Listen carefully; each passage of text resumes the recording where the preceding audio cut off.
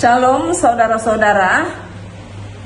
Sebelum kita memulai segala aktivitas kita dalam satu hari ini, baiklah terlebih dahulu kita mendengarkan firman Tuhan. Namun sebelumnya marilah kita berdoa. Damai sejahtera Allah yang melampaui segala akal kiranya memelihara hati dan pikiranmu di dalam Kristus Yesus Tuhan kita. Amin. Firman Tuhan diambil dari Sakarya pasal 2 ayat 12. Sebab beginilah firman Tuhan semesta alam yang dalam kemuliaannya telah mengutus aku mengenai bangsa-bangsa yang telah menjarah kamu, sebab siapa yang menjamah kamu berarti menjamah biji matanya. Demikian firman Tuhan. Bila kita berbicara tentang biji mata, sama halnya kita sedang membicarakan sesuatu yang sangat berharga. Bagi segala makhluk ciptaan Tuhan, mata mempunyai peranan yang sangat penting.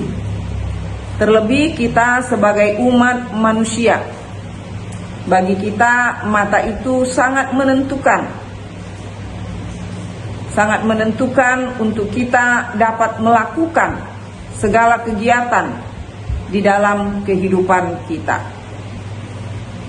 Kenapa di dalam Sakarya 2 ayat 12 ini dibicarakan tentang mata atau biji mata Tuhan yang dikasihi Tuhan kita Yesus Kristus? Sakarya adalah seorang nabi Tuhan yang bekerja setelah Israel pulang dari pembuangan atau tawanan di Babel. Di Babel mereka mengalami banyak tekanan penindasan karena di sana mereka diperbudak. Namun apakah setelah mereka kembali ke Yerusalem lalu kehidupan mereka menjadi tenang sebagai bangsa Tuhan? Jawabnya tentu tidak. Karena mereka harus membenahi banyak hal, misalnya tempat tinggal, lalu kemudian bait suci Allah, karena pada waktu mereka ditawan ke Babel juga bait suci Allah dihancurkan. Jadi kerinduan umat Tuhan untuk mendirikan kembali bait suci Allah di Yerusalem. Tentu tantangan akan selalu mereka hadapi. Kalau di pembuangan jelas mereka sebagai tawanan atau bangsa yang terbuang. Setelah mereka sampai ke Yerusalem, ternyata keinginan mereka untuk membangun kembali bait suci Allah juga mengalami banyak gangguan, tantangan dari orang-orang yang ada di sekitar mereka. Maka muncullah sosok Zakaria, yang mana Zakaria mengatakan bahwa dia adalah utusan Tuhan, dia adalah utusan Allah. Seorang yang menjadi utusan Allah tentu adalah penyampai atau pembawa berita dari Allah sendiri. Berita yang dibawa oleh Zakaria adalah di mana dikatakan bahwa Tuhan berfirman di dalam kemuliaannya yang mengutus dia mengenai bangsa-bangsa yang telah menjarah dan yang juga menjamah, artinya membuat mereka menjadi miskin, membuat mereka menjadi tersakiti.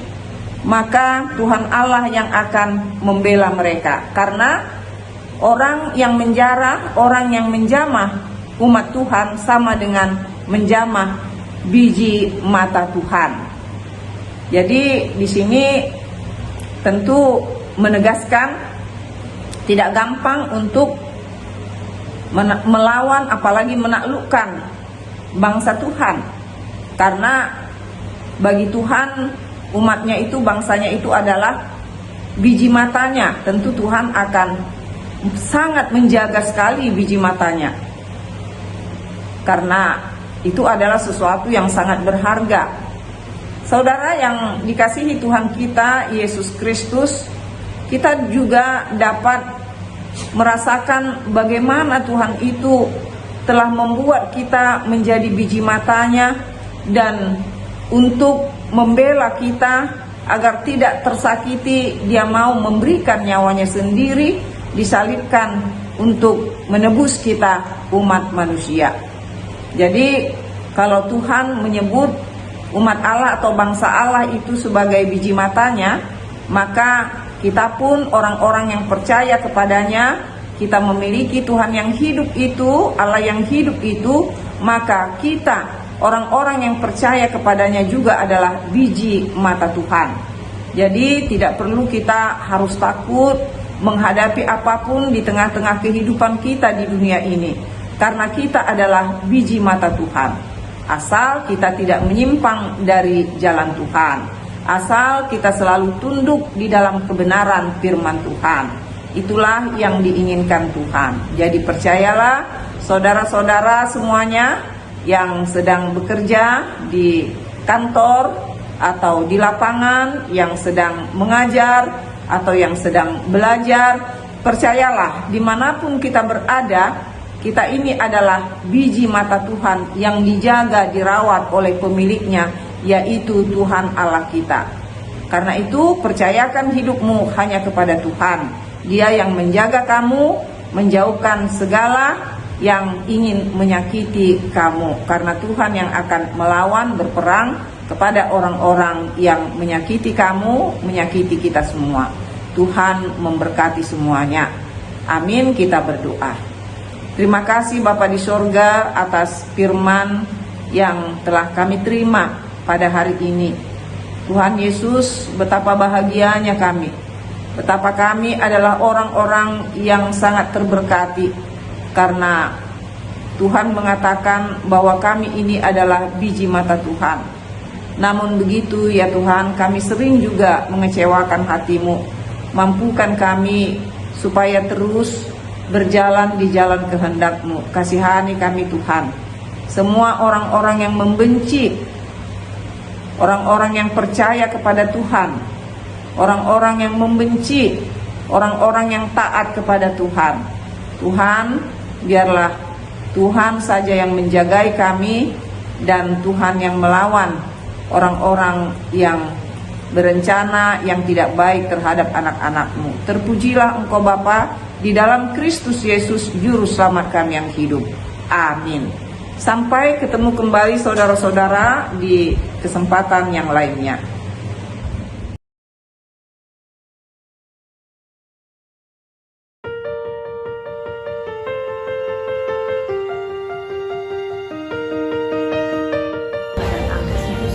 Wah, Dak, tiket pesawat ke Bangkok bulan Juni only 1,5 juta PP. Cus ya? Iya, tiket kok. Apa Bun? Lupain untuk ke Bangkok bulan Juni. Emang Kenapa? Emang lupa, kita kan ada pembukaan drama musikal di gereja bulan Juni juga. Oh ya? Iya, iya ada drama, ada paduan suara. Terus bintangnya itu anak sekolah minggu, anak remaja, muda-mudi. Jadi wajib kita support.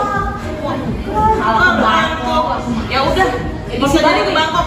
Kita nonton konser aja. Batalin dulu Bangkoknya, kita nonton konser. Horas Amang Inang, mari kita dukung acara drama musikal anak-anak kita yang dilaksanakan pada tanggal 15 Juni 2024 di gereja kita tercinta HKBP Pejuang. Tiket dapat dipesan melalui panitia acara atau Menghubungi Sidoarjo masing-masing. Jangan lupa beli tiketnya ya.